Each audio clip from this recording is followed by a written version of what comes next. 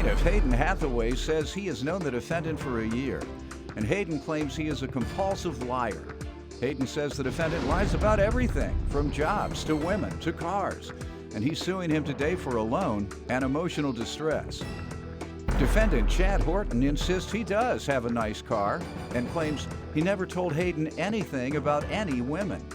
Chad says Hayden is a hothead who not only threatened him, but who also threatened his parents. Therefore, he refuses to pay him anything. Start with you.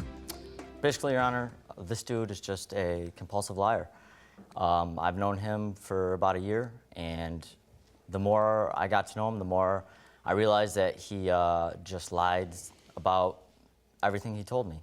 He would say he had all these cars. He would say he had jobs before, that he made all this money. He said he dated all these girls, and I just never seen it. Never seen the cars, never seen the women, never seen the jobs. I mean, how long did it take you to figure out that he didn't have any of those things? Not too long. He had nice things for short periods of times. I mean, he always had a nice watch. He always had a nice phone. He drove a nice car that I always wanted to drive, and but it's just everyone that knew him knew that he wouldn't tell you the truth.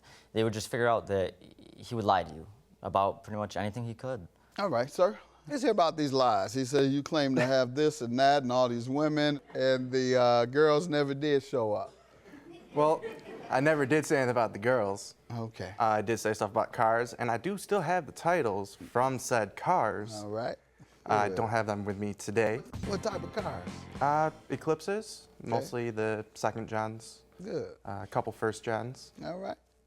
Watches. Yeah, I always had nice watches. I've always been into nice watches. Good. The reason some of them come up. Doesn't have one on today. I do not have one. I did forget it.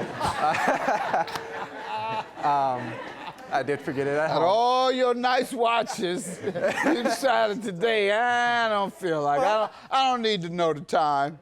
All right, go ahead. I was running late. I'm, leaving to get here. And the one thing I forget is actually I even pulled it out. It's out of its case, ready to get on, and I got to the airport and I'm like, no.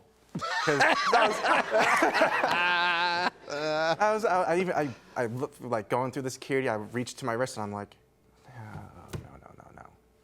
Trying to find out where it was, whether I lost it in the car. All right, what about the girls? I never said anything about the girls. You never had a girl with all this fast cars and expensive watches? I did have a few girls, but I never up? bragged about them. Didn't see the need to. Just like the cars, You didn't see the need to because you never had them, you said. hey. Don't get that part. I can think through lies now. They may not know the difference, but I got the game too. Well, all right, let's hear about him. Why don't you tell me about him? He's very hot-headed. He seems like, he's got to have the best of everything.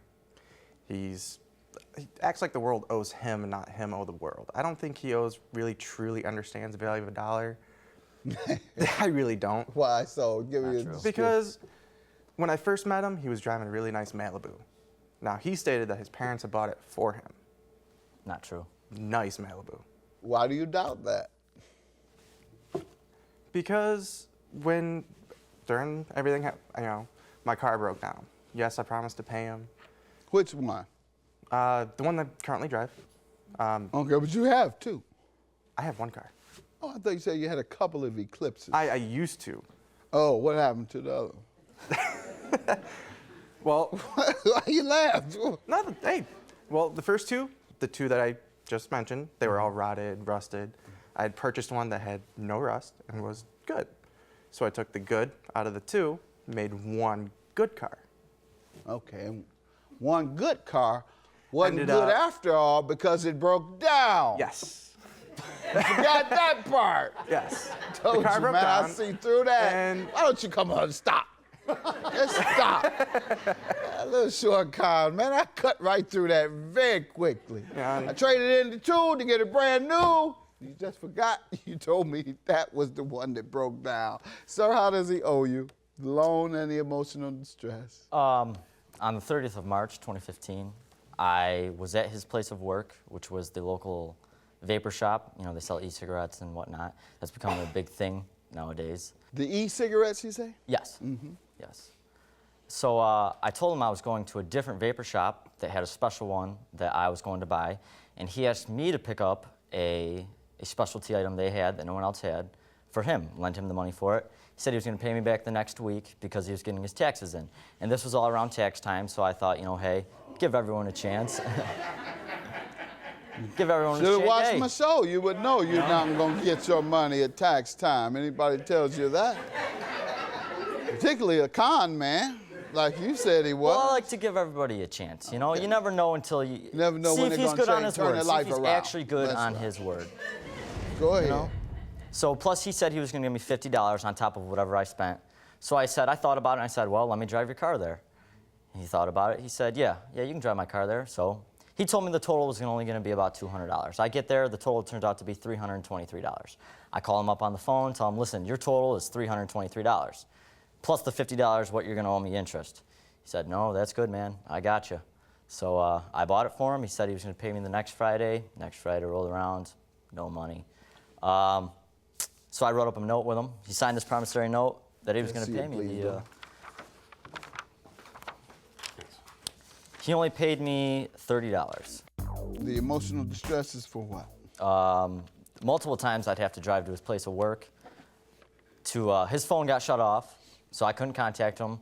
You better leave that part alone when going to this man's work to collect money. All right, And he tried getting me jumped one time. All right, there you go. How? Describe that. He told me to meet him at his house one of the days, just to meet him so we could square up, get my money. I go there with my friend, sitting outside, bang on the door, no one answers. Bang on the door again, no one answers. It turns out he was in there sleeping until 5 in the afternoon, 4 in the afternoon. Sit in my truck, his brother comes home. His brother tells me, I'm gonna go try to wake him up. I don't know if he got up or not, but 2 kids come out of their house down the street, putting their hands up. What did he do, sir? He was inside, he was still inside. All right. The well, 2 then kids he come didn't up do to us. anything. Well, I'm assuming he was the one that contacted Not the kids. enough to assume. Now, you're alone, sir. I feel I don't owe him anything anymore. Why? Because multiple times he has threatened to have me jumped. Not true. To go to the police? He has threatened my parents, which I do have his witness statement for that. They go to the police. They did not go to the police. Why isn't anybody going to the police on this guy, all these threats? Because they wanted me to do it. They wanted me to Why settle didn't it. you? Because I didn't want to settle it in court. I wanted to settle it. No, I'm not between talking me and about him. court. I'm talking about the police. You don't have to settle it in court. The police, they go and pick him up, and they charge him with threats. That's your only defense. That's not a defense to a legal claim that you've signed an agreement for. So I'm going to grant him his judgment, $345. Next time someone threatens you, sir, go to the police and show that you have, you're serious about it. Your emotional distress, sir, he was in the house. So you haven't proven to me that he is the one that caused these guys to come and intimidate you. In fact, you said he has a brother who could also have been the person to have these guys intimidate you. Judgment for the plaintiff in the amount of the loan. Put your hand down. Have a good day. Looks like I got to choose my friends more wisely. The reason I didn't go to the cops is because if I go to the cops, well, who says he doesn't call those guys, and if he doesn't contact them within a certain time, who says they don't come after me?